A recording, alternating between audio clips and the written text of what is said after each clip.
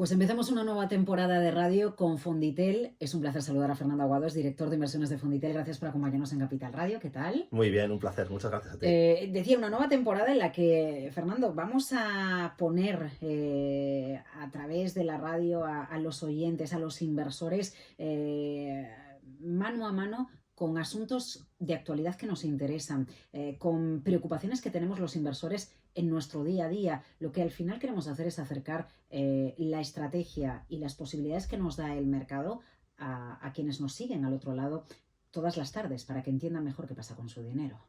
Sí, bueno, yo creo que esta temporada vamos a hacer algo un poco distinto y creo que esto es bueno además.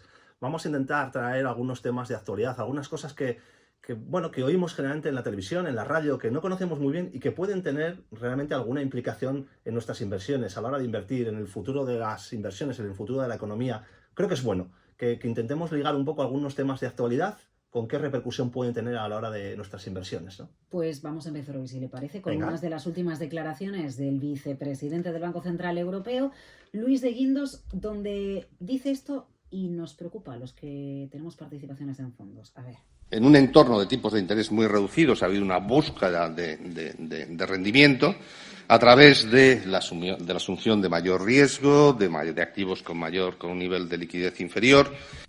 Bueno, menos liquidez, más riesgo, más rentabilidad. Se juntan aquí muchas cosas que hace que salten todas nuestras alarmas, Fernando.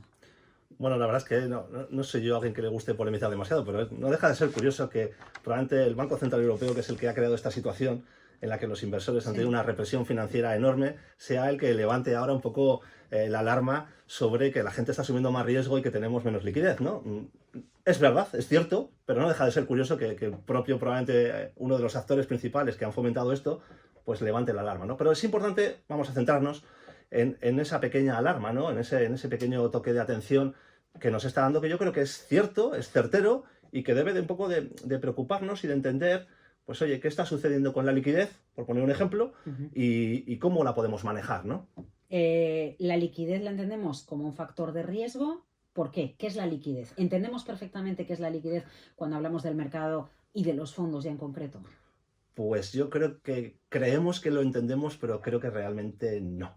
Entendemos como liquidez generalmente la capacidad que podemos tener para comprar o vender un activo. Sí. Pero no es solamente esa capacidad para comprar o vender, ¿no? Es si es sencillo o no es sencillo. Si podemos hacerlo de forma rápida o no.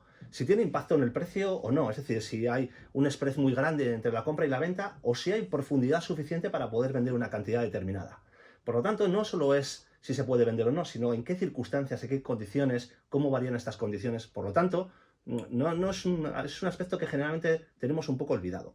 Evidentemente es un riesgo, yo creo que esto es la parte fundamental. Hay que pensar que el tener o no tener liquidez es un riesgo y, por tanto, como un riesgo normal, hay que parametrizarlo, analizarlo y exigir una prima a cambio de cuando uno asume este riesgo, ¿no? Una prima de rentabilidad. Es decir, a un activo que sea más ilíquido le tenemos que exigir más rentabilidad.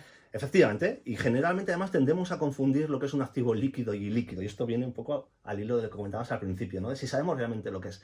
Nosotros por regla general cuando pensamos en un activo ilíquido, pues pensamos al final en un inmueble, en una inversión en infraestructuras, en capital privado, en inversiones de este tipo, ¿no?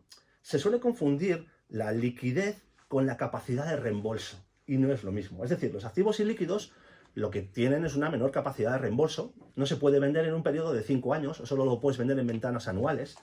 Pero eso en realidad es la capacidad que yo tengo para reembolsar. El hecho de que sea ilíquido o no va mucho más allá. Pongo ejemplos muy sencillos.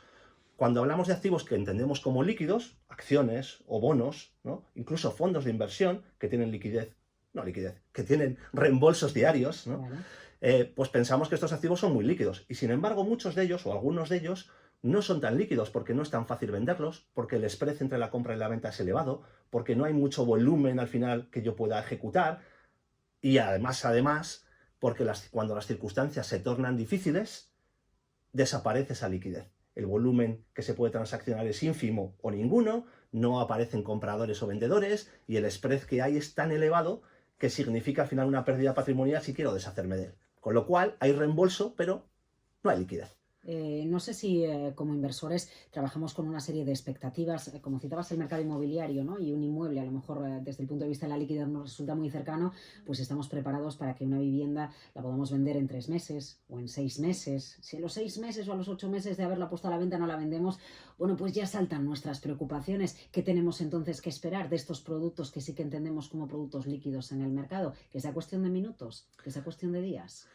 Bueno, que sea cuestión desde luego de muy poco tiempo, porque tú comentabas el tiempo, pero hay dos factores que van muy unidos, ¿no? Que es el tiempo y la variabilidad. Por ejemplo, en los inmuebles entendemos que el tiempo puede ser más largo, pero la variabilidad es más pequeña. Sin embargo, en mercados que son teóricamente más líquidos, la variabilidad puede ser muy grande y el hecho de no poder tener acceso a una liquidez de forma muy rápida puede significar un perjuicio muy grande económico. Por tanto, sí, lo que esperamos es, lo que tenemos que entender por un activo líquido es aquel que podemos transaccionar sin un diferencial muy grande o sin afectar al precio con unos volúmenes de venta suficientes. Y esto es un poco, yo creo, por volver un poco a las declaraciones de Guindos y poner un poco, no sé, en perspectiva algunos de los temas, esto es un poco la advertencia que viene a hacernos Guindos, ¿no? Las compañías muy pequeñas, con poca capitalización, en manos de muy pocos inversores, pues tienen una liquidez muy limitada. Y sin embargo hemos visto como muchos fondos de este tipo de compañías han crecido enormemente. Con lo cual se han duplicado los riesgos. Por un lado se ha duplicado el riesgo de la gente asumiendo, perdonad la repetición, pero un riesgo adicional de tener, yo qué sé, renta fija o de tener estructurados o de tener garantizados a tener renta variable. Y por otro lado, que esa propia renta variable además es medianamente ilíquida. Por lo cual son riesgos que vas sumando, van siendo aditivos. Y por lo tanto, yo creo que poner el foco en cómo se maneja la liquidez o en tener claro qué liquidez tienen los productos financieros que tenemos es muy relevante. Quiero que nos explique cómo lo hacen ustedes, cómo gestionan esta situación entonces en Fonditel.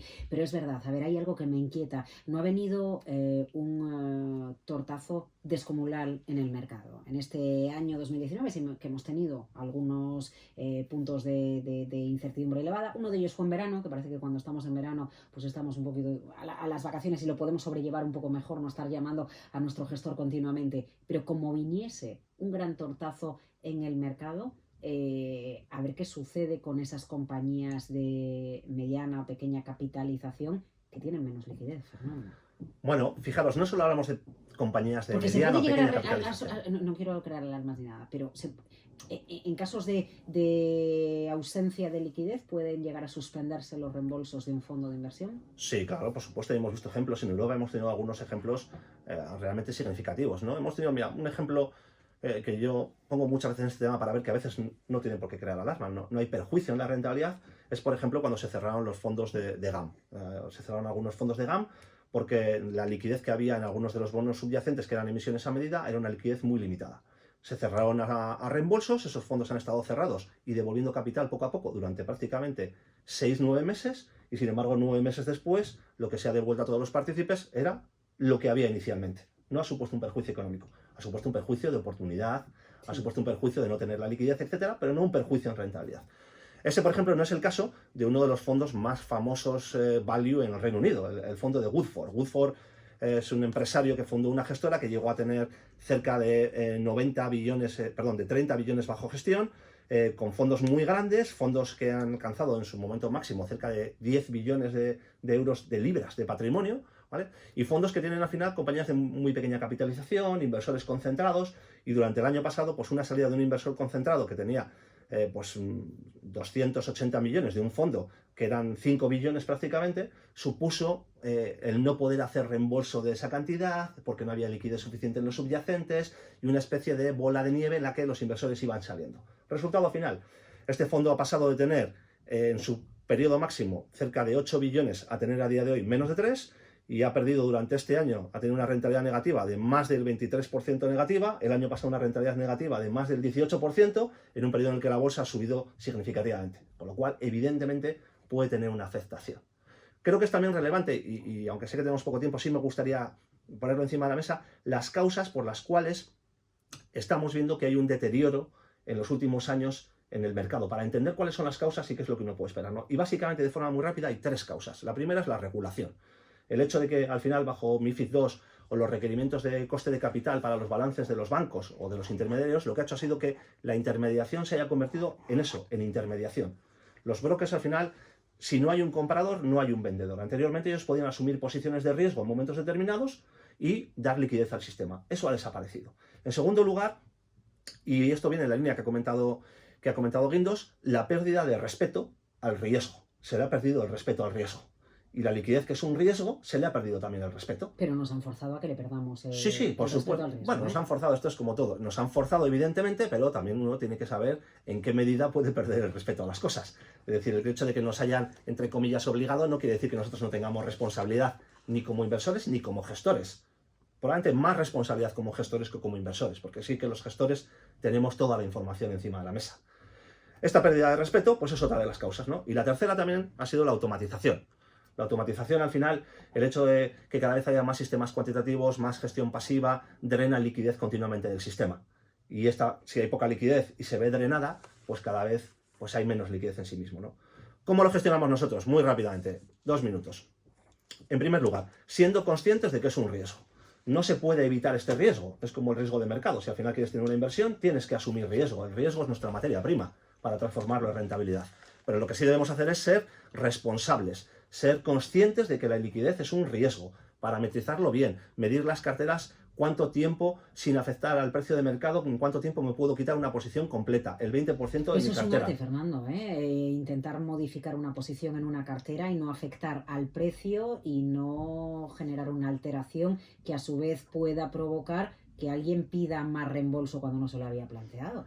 Mira, tiene 3 acepciones, o hay 3 maneras de verlo. Puede ser algo sencillo y recurrente. Cuando lo has parametrizado, lo vas siguiendo en el tiempo, lo vas monitorizando y lo arreglas poco a poco, porque las circunstancias van cambiando. La liquidez, cuando todo va bien, es mucha. Cuando hay volatilidad, es muy poca.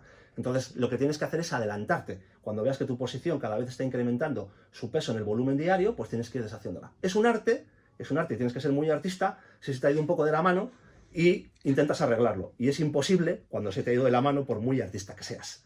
Entonces, sino la forma de hacerlo consiste simplemente en parametrizarlo como un riesgo, en seguirlo, en monitorizarlo y en intentar adelantarte para no tener que ser un artista, porque lo del arte está muy bien, pero no tienes todo, es como los toreros, ¿no? Que a mí me guste mucho el toreo, ¿no? Pero no todos los toreros tienen las mejores faenas todos los días. Hay días que haces una buena faena y otros días que no la haces tan buena. Y esto, cuando se trata del dinero de las personas, no pueden estar a la expectativa de que tengas una buena faena. Tiene que ser algo recurrente.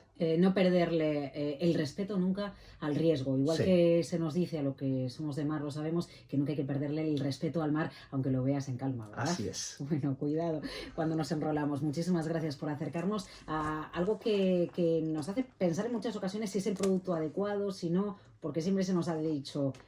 La renta fija no tiene tanta liquidez, pero la renta variable, la liquidez está asegurada. O otra recomendación, una cartera donde se pueda contrarrestar un poquito si tienes una serie de activos ilíquidos, otros tienen que ser muy líquidos para que si tienes necesidad de por una urgencia recuperar tu capital, que no te veas en un problema, ¿no? Muchísimas gracias, Fernando. A vosotros, un placer. Análisis de Fonditel por acompañarnos en Capital Radio.